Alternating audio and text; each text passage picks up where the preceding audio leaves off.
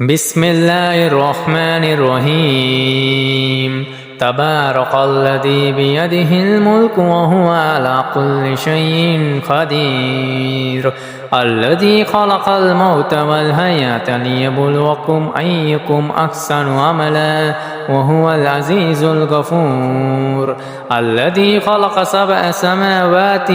طباقا ما ترى في خلق الرحمن من تفاوت فارجع البصر هل ترى من فتور ثم ارجع البصر كرتين ينقلب إليك البصر خاسئا وهو حسير ولقد زينا السماء الدنيا بمصابيح وجعلناها رجوما للشياطين وأعتدنا لهم عذاب السعير وللذين كفروا بربهم عذاب جهنم وبئس المصير إذا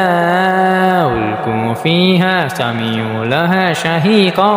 وهي تفور تكاد تميز من الغيظ كلما ألقي فيها فوج سألهم خزنتها ألم يأتكم نذير قالوا بلى قد جاءنا نذير فكذبنا وقلنا ما نزل الله من شيء إن أنتم إلا في ضلال كبير وقالوا لو كنا نسمع أو نعقل ما كنا في أصحاب السعير فاعترفوا بذنبهم فسحقا لأصحاب السعير إن الذين يخشون ربهم بالغيب لهم مغفرة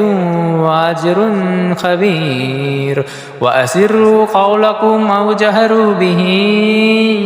إنه عليم بذات الصدور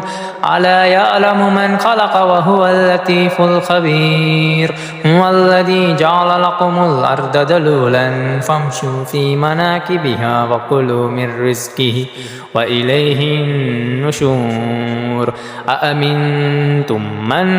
في السماء أن يكسف بكم الأرض فإذا هي تمور أم أمنتم من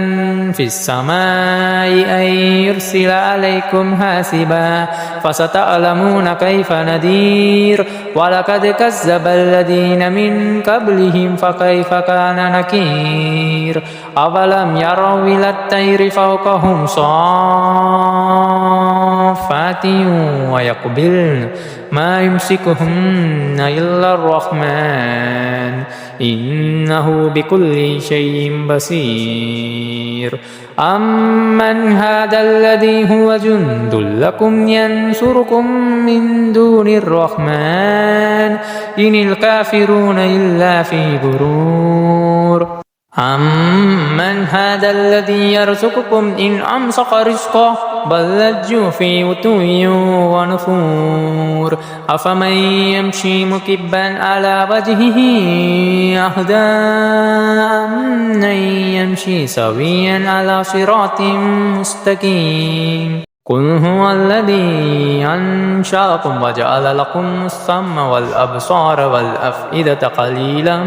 ما تشكرون قل هو الذي ذراكم في الأرض وإليه تحشرون ويقولون متى هذا الوقت إن كنتم صادقين قل إنما العلم عند الله وإنما أنا نذير مبين فلما رأوه زلفة سيئت